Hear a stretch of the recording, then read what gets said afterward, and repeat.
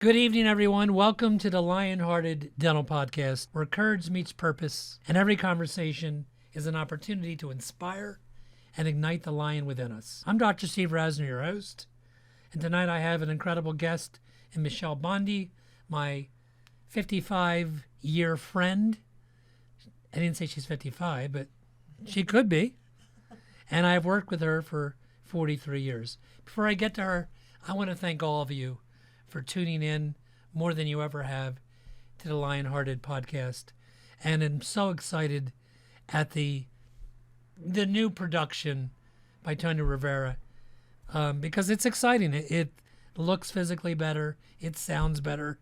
And I've gotten to interview legends and friends of mine that just feels right. As you know, I got to interview a few weeks ago the great Dr. Michael Picos. Last week it was Sonny Spera from New York, and really exciting, 2 weeks from today, I'm interviewing Dr. Bill Strupp from Clearwater, Florida. Those of you who don't know him, you're in for a big treat. But I don't know who doesn't know Bill. He's the New York Yankees dentist, and he's my dentist too, by the way. He restored my posterior teeth, and he is one of the best clinicians I've ever come to know and has had amazing influence on the restorative portion of my career. Enough about that.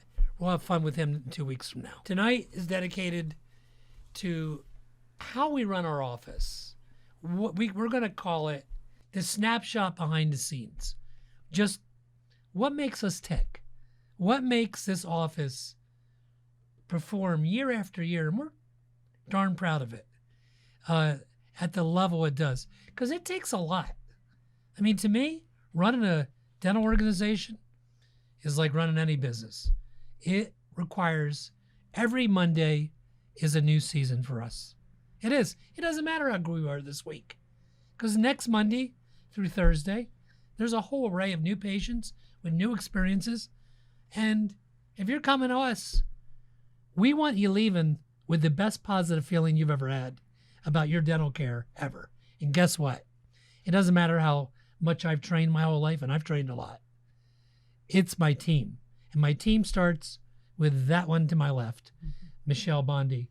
And Michelle functions in this office in many, many roles. She functions as, obviously, the office manager. But beyond that, she is that person in my ear. She tells me if somebody needs more love.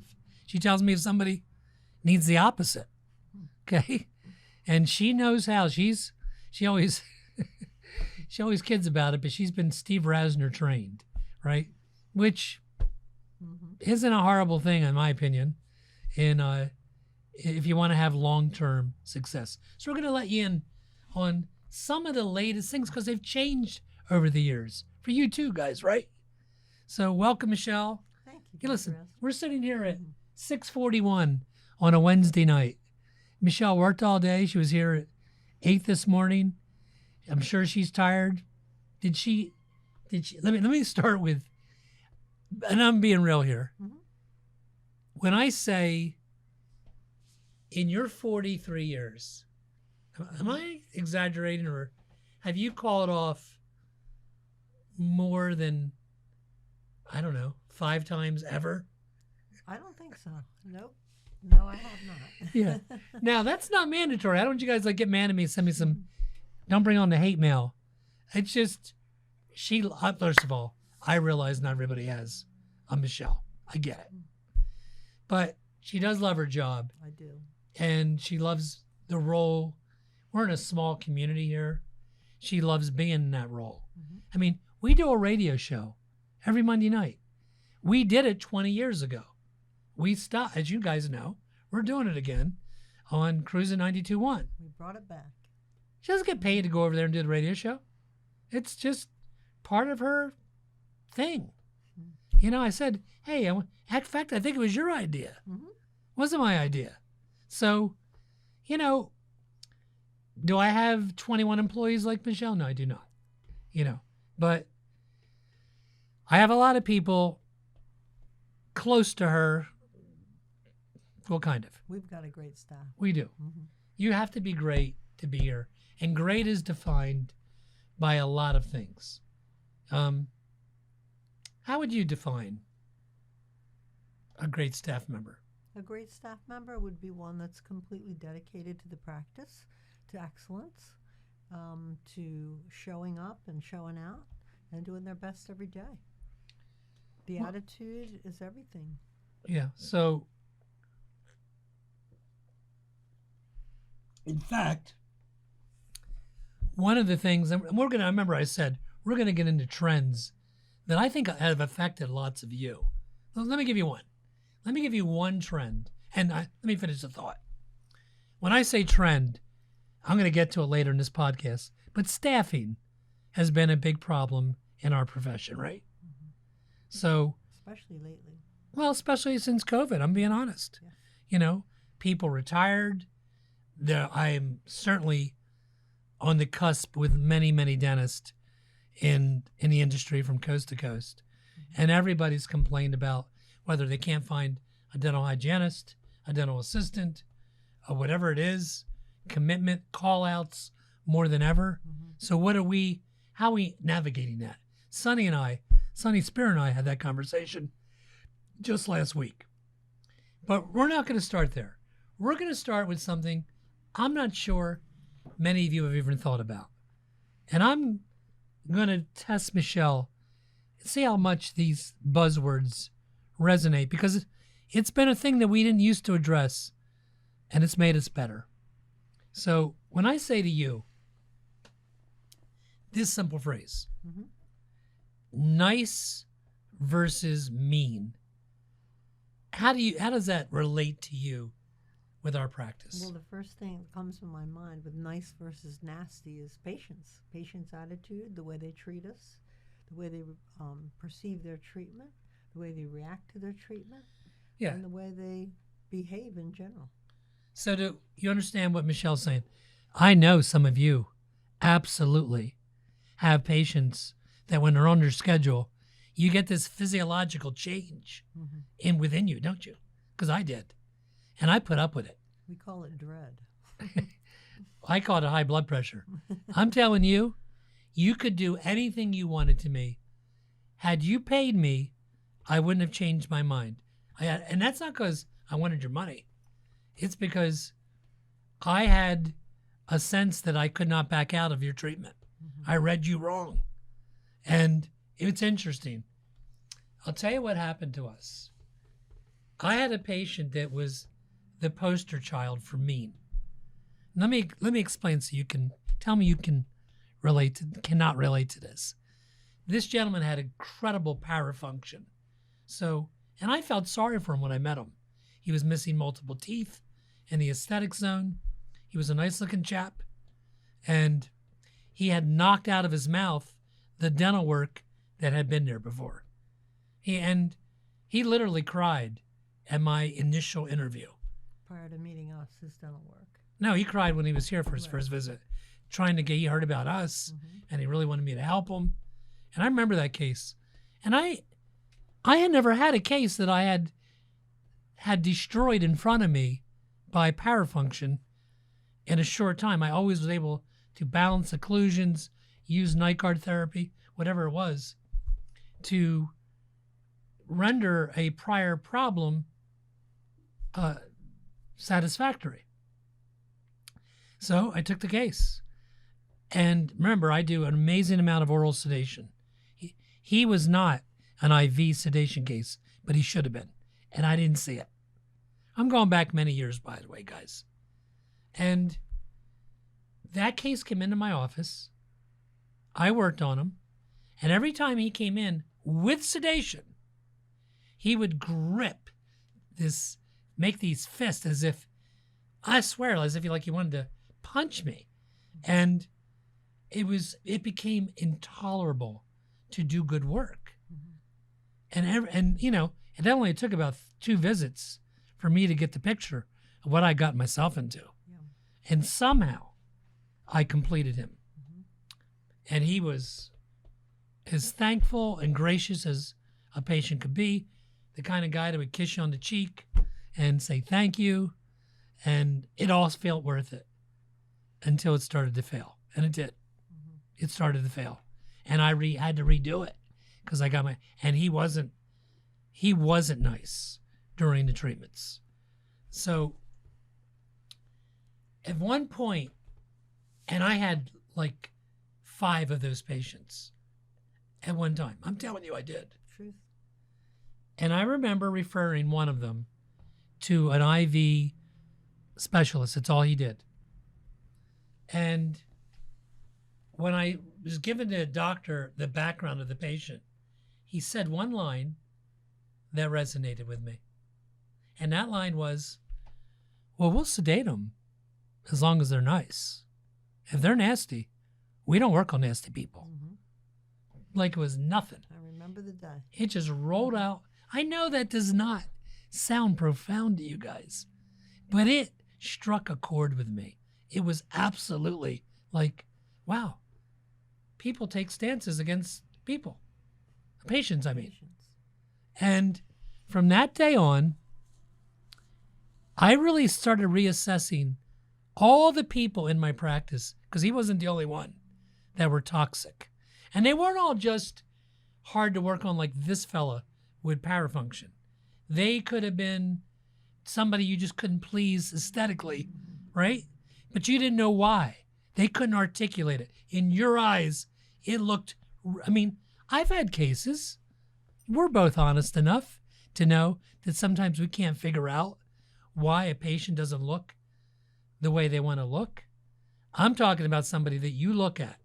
Your gut tells you, your eyes tell you, your staff tells you, you hit a home run. They got great phonetics, great aesthetics, but they don't like it. And they want something that you can't make them look like. I had those. Remember? Yes, I did. So it's a funny story. I'm going to tell you that story. So that story is a patient that came in that was just like that. We're talking an overdenture on implants.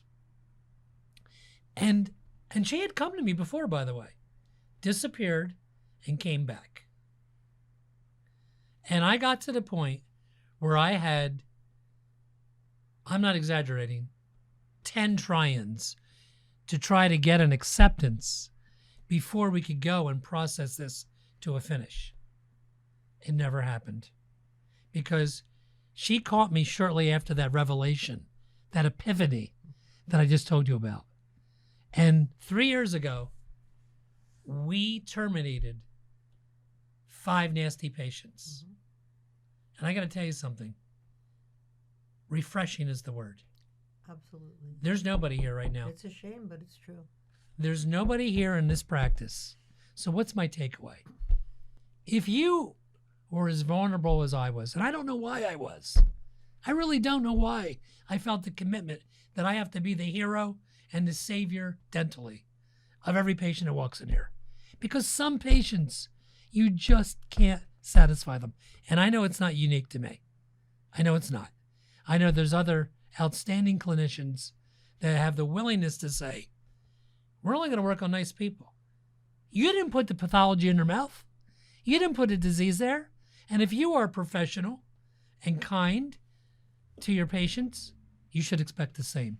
My life and our life is so much better than when these people would come in, because they would not only ruin your day, they would tear up your whole week, right? Very stressful, yes. So how do we do it? We refunded patients, gave them back their money, had them sign off a legal document, and said, we're just not able to satisfy you. And it's funny the way they react to that, because all of a sudden, they want to give you another chance. Yeah. Yes. And it's just not worth it. In fact, the one I'm telling you aesthetically, I mean, that patient would walk in here, and I literally didn't know what they were talking about. Right? I've been in dentist for 43 years. It looked great to everyone. I know when something sometimes doesn't look great, and I don't know why. This wasn't that case. It looked good. She spoke well. And so the funny part is that patient left me, went to another dentist, probably like some of you, because you don't know, in fairness to you, the second that patient comes in, what you're getting into. Maybe they seem reasonable. Mm-mm. Like Dave Chappelle says. Mm-mm. I even sent that patient to a specialist. And it's so funny because that specialist just called me about a month ago and said, I got to share a story with you. Do you remember that patient you sent me a few years ago? She went to another guy who gave her all her money back. That's the key I want you to take from this. She left me, went to another poor colleague of mine who bought in and thought, and I get it, that he can make her happy. Spent all that time, all that effort. Nobody deliberately tries not to satisfy a patient. He spent all that time and ended up, he made her 3 dentures, overdentures like I did, gave her money back, and sent her to the same specialist, a prosthodontist, that I did.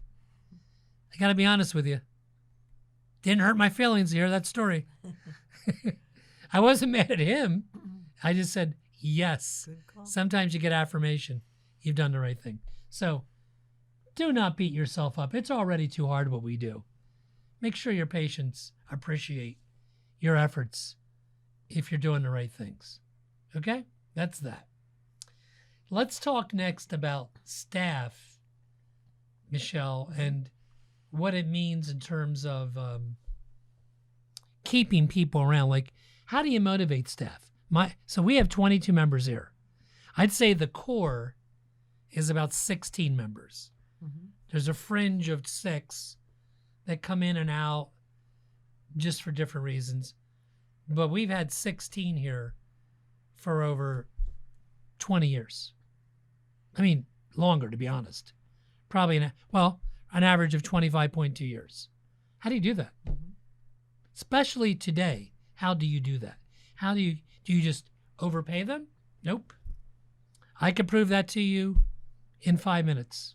If I moved into your town, wherever it is, and I just put up the most money I could to get you to come to us, but we're just miserable, right? Mm-hmm. And you guys know, teams know when they've entered an organization that's miserable. You know that. Mm-hmm. You wouldn't stay there if everybody was talking about how bad the boss is and how inconsistent we are, how unappreciative we are. You wouldn't care what we were paying you. You wouldn't stay. So why do you think employees stay? What is it? For real. Say whatever you want. Number one, I think it's working with you and all the interesting procedures you do and how inspiring that is and how they can up their level in dentistry. And it's camaraderie here. We all like each other, and that's really important. We put together a team, and that's very important because there's tons of different personalities out there. And if you get that staff that meshes, that's everything. We all get along, we all like each other, and we've put that together. And that's a great thing to be able to go into a place and say, I can't wait to get to work. It's a lot of fun. Yeah. I work with my friends, my work friends, whatever, and work with family. A world-class dentist that, is inspiring and fun, and it's just a great place, and you have to create that atmosphere. Well, that's no lie. I mean, the testimonial to that is how much extracurricular events you guys do. Mm-hmm. You are constantly organizing and doing things outside of office time, which I think speaks. This weekend included. I don't know. What are you doing? 4 of us are going to Cape May, spending the night down there. Really? Shopping. You are? Yeah. Who's that? That's Dr. Lipsky. Really? Susan, Amber, and myself. They always leave me out. That's okay. It's a girl thing. I got no interest, trust me, in shopping and doing stuff. So, so that is important. And then really that leads back to, so we're talking right now about how do you keep a team so long? And I said it's not just money. It's atmosphere. Mm-hmm. It's culture.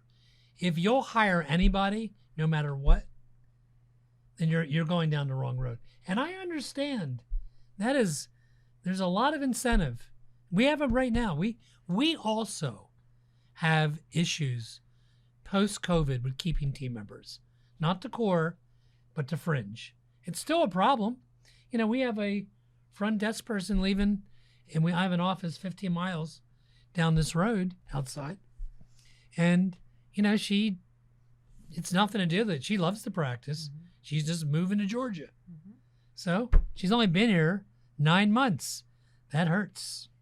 So what are we going to do about it? Well, I can tell you something.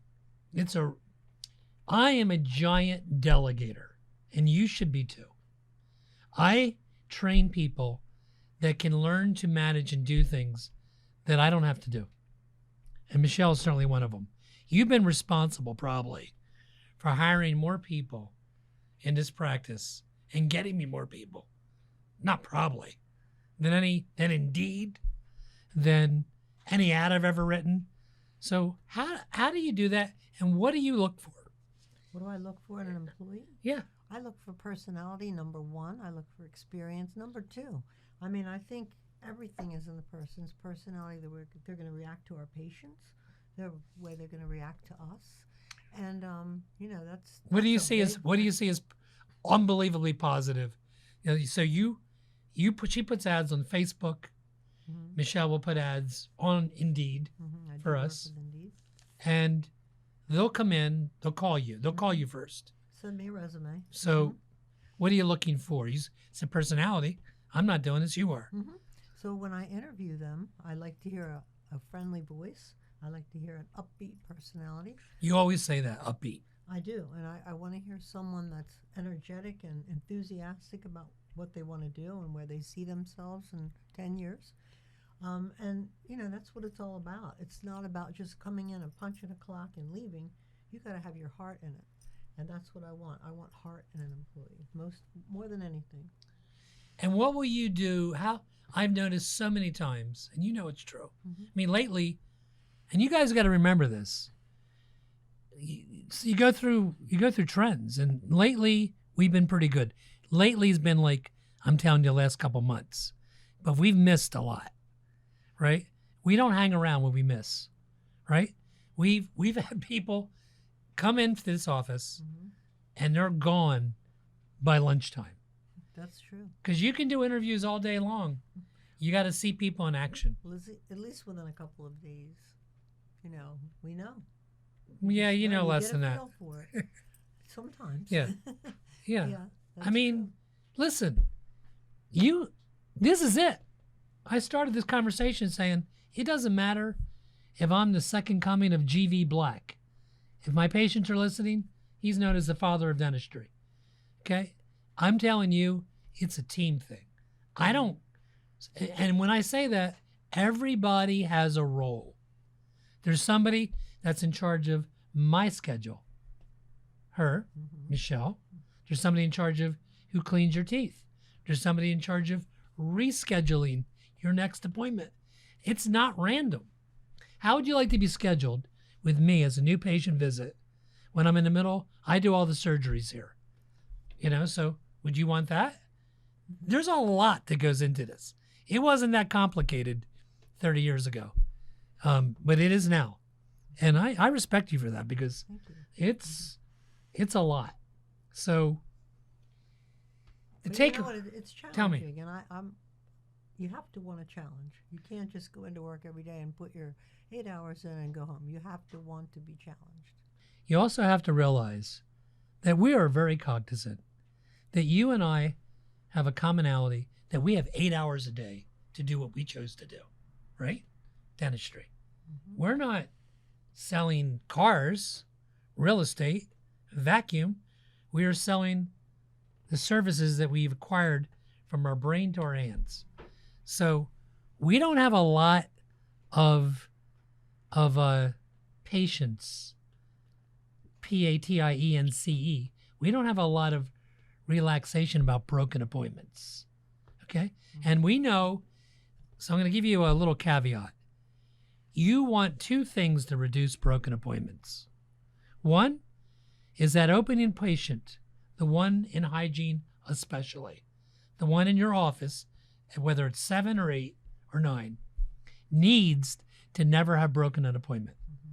That's hard to do if you just open your office because you don't know your patients yet. But if you've been in practice for a couple years, a patient that's broken one appointment, they're going to break a second. Mm-hmm. And I'm telling you, I've been in business for 43 years. when I go and there's a broken appointment, and I am very sensitive. I want my hygienist to be productive. It is demoralizing to come in on a Monday, right? You've seen it. And your first patient's at 8, and they're sitting there at 8:20, and I say, and I break, and I walk down to the hygiene department, and I will say, hey, where's your patient? They don't get upset about it, but I do. It's a waste of time. And you can't get it back. So the two ways to minimize that is you have to be vigilant enough. The front desk team my team out there who's still here right now, they got to be vigilant enough to know, as bad as they need an open appointment, don't put somebody in that broke. Bye, Tammy. Good night, Tammy. That's called the high goodbye story, by the way. I find it disrespectful for you to work in your office and have employees that work for you that think it's okay not to say goodbye or hello in the morning, as you should do, doctor. Right? That's courtesy. That's a team. And why would ask me how I know? Okay? I know because I've had staff members over the years. Sometimes they would go weeks, if not longer, leave, and I didn't even know they left. That doesn't work for me. It's a sign of disrespect, as it would be for me to them. You feel the same? I feel the same. Good. Absolutely. It's a common courtesy. Common courtesy to say good morning and good night. The second way to get patients, and this is more than the scope of this particular podcast, to get patients not to break appointments is to get paid up front. There's not an office in the world out there, dental office, that hasn't had the patient that's supposed to pay you Thursday, let's say $7,500 on a treatment plan. It's a big visit. It's going to be 2.5 hours. And you call them on Monday and you confirm it. And they say, oh, yeah, of course I'm going to be there. And because it's such a big appointment and it's a pretty big payment, you have your front desk team call again Wednesday, the night before. And they say, and you're a little more intrepid that time. You'll say, hey, I know I called Monday, but I'm just reminding you, you got your appointment tomorrow. Oh, yeah, you guys called Monday. And somehow on Thursday, tick-tock, tick-tock, tick-tock, 9 o'clock passes, 9:20 passes. You call them, no answer. They don't show up. Why? Why does that happen? I know why it happens. It's difficult for people to say to you, hey, doc, something came up this week. I really don't have the payment I'm supposed to have. And can we just reschedule it? Everybody loses when you don't get paid up front. It's not a greed thing. It's not a put it in the bank thing. It's a show up and commit to work. I'd rather you never start the treatment. It's a reservation. Yeah, it's a reservation. And I'd rather you never even begin the treatment if you don't have the dollar power to complete the treatment. That's not greed. That's for your benefit. If you came in, there's not a person out there right now that hasn't done this, a dentist that hasn't had this happen. You had a patient come in and you did a crown prep. Let's say your crown, just to make this easy, was $1,000. And you didn't have the plans that I'm suggesting. You didn't get paid up front. We get paid up front on everything except hygiene. Okay? And they paid you $400. Okay? And you were going to get the balance at the insert. And the insert was in 4 weeks. So you prepped it, you cored it, took the impression, made it temporary. And 4 weeks turns into 18 months. Send it to the lab. You sent it to the lab. You paid the lab. 4 weeks turns into 18 months. Your staff even forgot. They didn't forget at the 5th week, but now it's a year later. And that patient calls you up 18 months later, says, my temporary came out. And now your Explorer does this magical thing. It can go right through the prep like it's magic because the prep has decayed and it's ruined. And now you're either facing a root canal, an additional expense, or worse, an extraction. And that in that patient's mind, they paid you $400. They don't care that they still owe you whatever. And everybody loses. Mm-hmm. The patient loses. You lose. Yeah. Your reputation loses. Your online reputation loses. Because very, very few people are accountable and will say, you told me, because we send certified letters. Mm-hmm. So I have things we can help you with. We send certified letters if they break that 5-week appointment, that more damage could be done and cost to the tooth. Yeah. So you want to reduce breaks, hygiene, never broken appointment. Secondly, opening hygiene appointment, never broken appointment, and have a policy where you get paid up front. That's before you do the work. And that's not greed. No, you shouldn't feel guilty about it, because what happens, put it in another perspective. Go ahead. What if you made a reservation at a hotel? They have a 24-hour cancellation policy. If you don't show up, you lose whatever deposit you gave them, and it's usually one night. So Michelle, you do more than obviously a financial coordinator. You do just a unbelievable array of functions in this office. One of them is the financial coordinator. You walk into a room, Mm-hmm. and you guys got to know something. We had this week as when we're talking, how old about was the patient from yesterday, the all-on? About 70. Oh, he was only 70? Mm-hmm. So we had a patient come in yesterday, quality man, 70 years old. Actually, I think he's older. Not much. No? The one today was. Okay, and I really believed in my heart, based on what was in his mouth, based on his desires. By the way, I'll get back to it in a minute, that his treatment, if he could afford it, was an all-on. Mm-hmm. Plus, he needed lower treatment. We're talking significant investment. Mm-hmm. North of $45,000. Yes. I didn't see that coming. And I had a line with him that I use with every patient. I say, I don't want this to sound weird. I don't know if you've heard me say this lately. I've said it for a long time. Mm-hmm. I said, I don't want this to come out wrong, Mr. Smith. But I want to be your dentist the rest of my days. They're going to have to drag me out of here. I did. I said that. Mm-hmm. But I don't really care from a business point of view what you do. I'll say it again. I don't care from a business point of view what you do. As long as you clearly understand what I'm recommending from these 3D models I'm using and all the things I'm trying to use right now to get you to feel it and what you're going to be ending up with. The mirror in my hand, the models I'm using. And if you're okay with that selection, I don't care which one it is. And I give them, in a terminal dentition, I give them 2 or 3 options, clear options.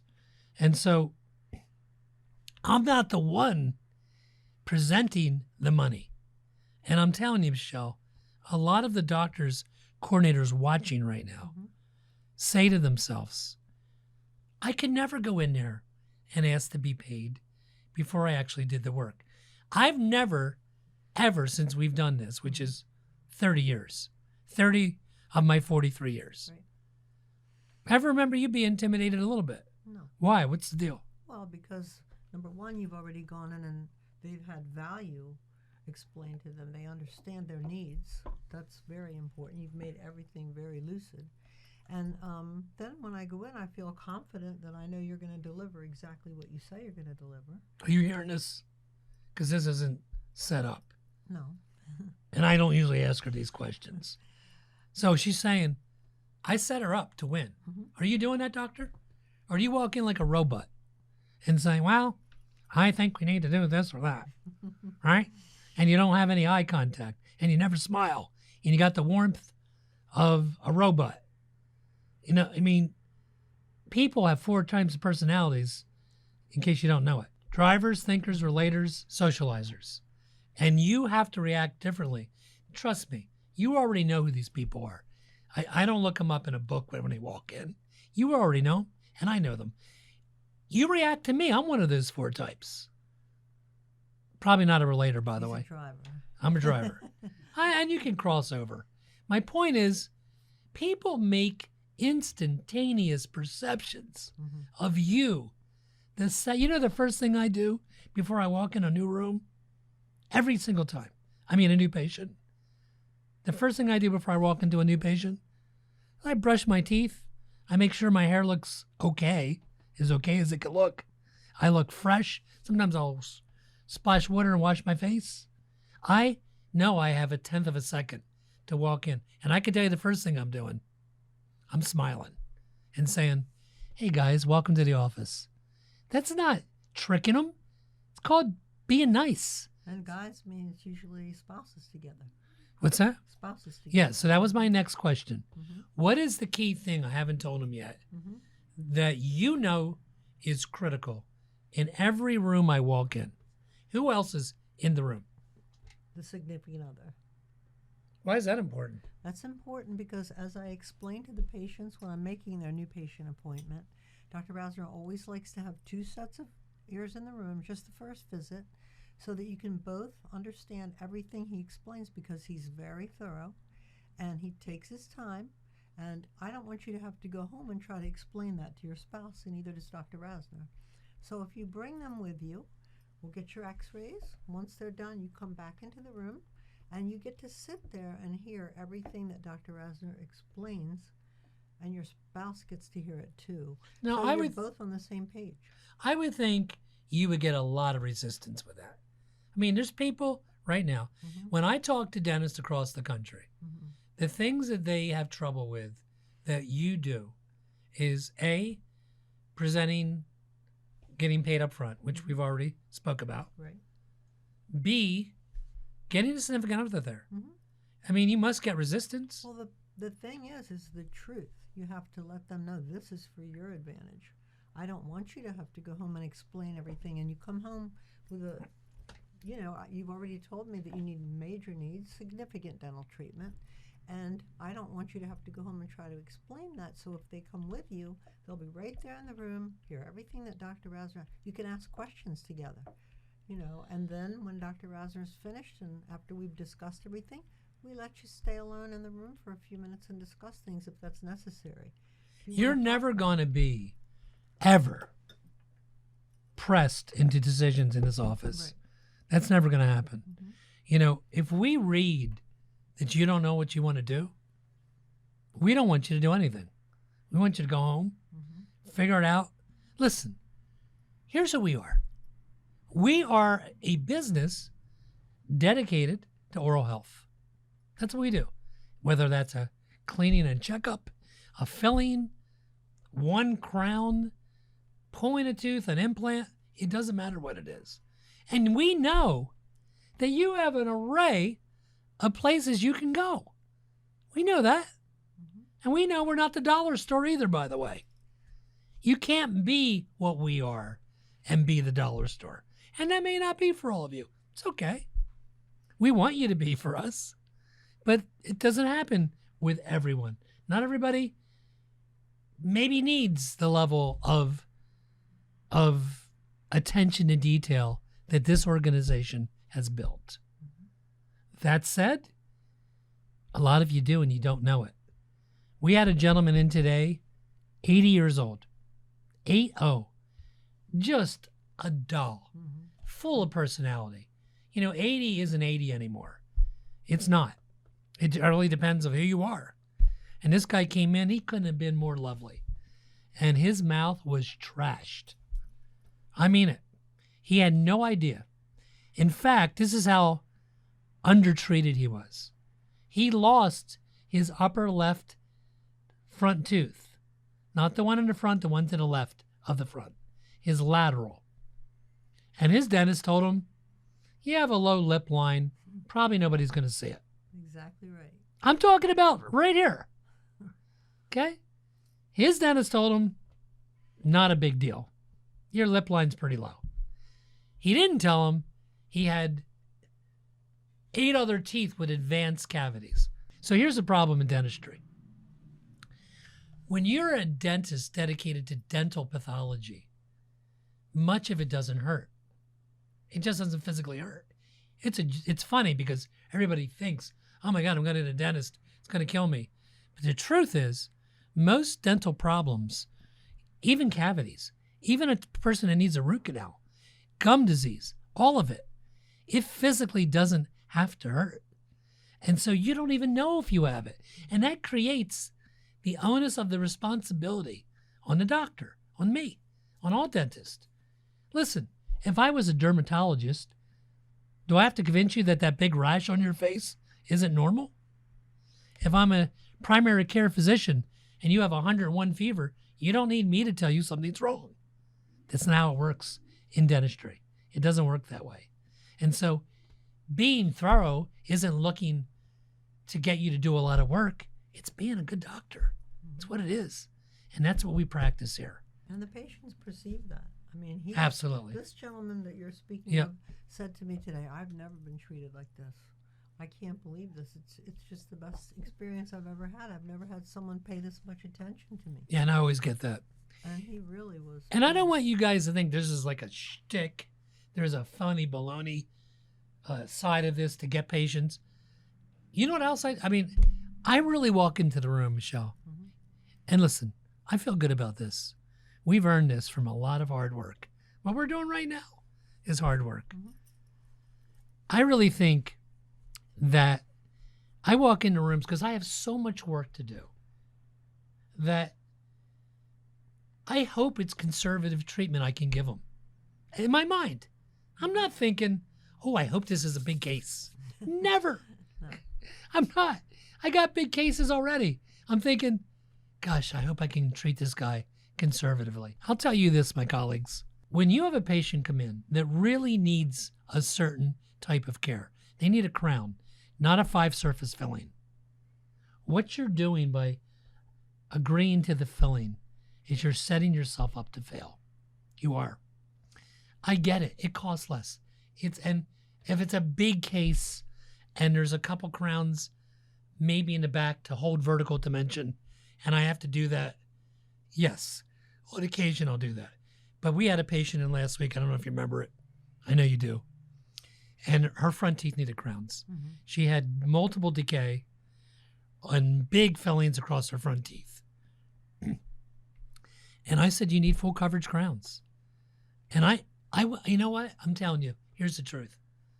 15, 20 years ago, I would have filled them because that's what she asked us. She said, can't you just fill them? And I wanted to say yes, but I would have lost. I would have done them. They would have failed.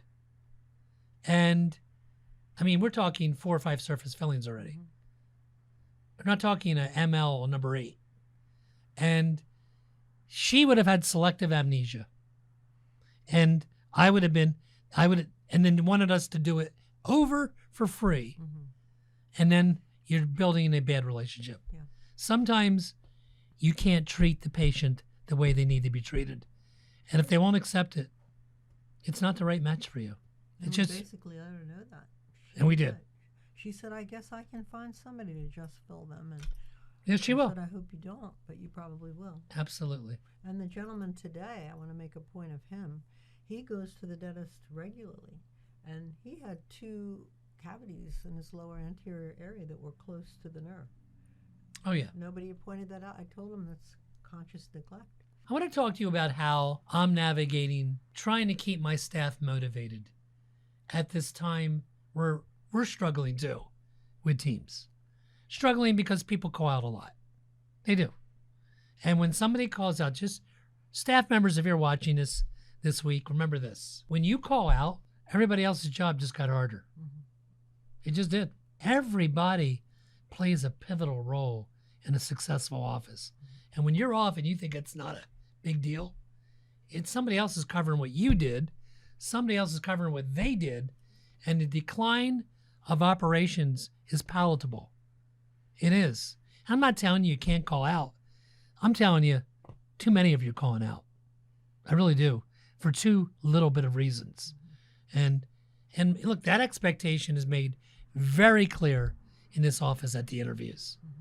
Mm-hmm. You will never make it here if you're the kind that thinks it's okay that you call out once every 6 weeks. It just doesn't work for me.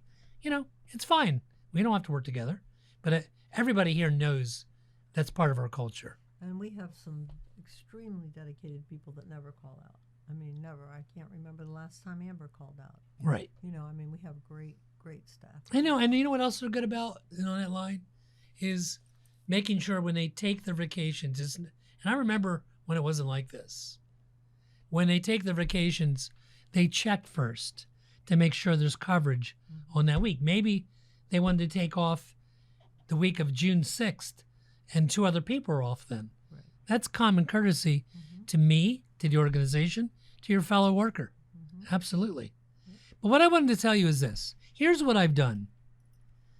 I've had to go back to teaching people that I haven't had to teach for a long time. Remember, I've said in an earlier podcast, we have specific protocols for every procedure we do. So whether it's a crown and there's 6 steps, or a surgery or an implant, and if you haven't been involved in that because you are newer to me, I'm teaching you it. And I got to be honest with you guys. It has been frustrating. It's frustrating because, as Michelle said, there's a lot of different personalities. Sometimes when you teach somebody, they're listening, looking at you, they're taking notes, right? They're taking pictures of your setups, and you know they're tuned in to what you're trying to teach. And there's other people to look at you and say, oh yeah, I got that. And guess what? A lot of them don't got it. Okay? They don't have it. And so I always say this, if I drive you to a destination 5 times, but you never drive, you don't know how I got there. Okay? You only know it when you're expected to do it yourself. And that is what I found happening. They would be, I got it. So in the presence of my other assistant, they would be fine. If she wasn't there, it was like she never learned it. Lost, yeah. And I was so frustrated. And here's what I would do. That's why I'm telling you this.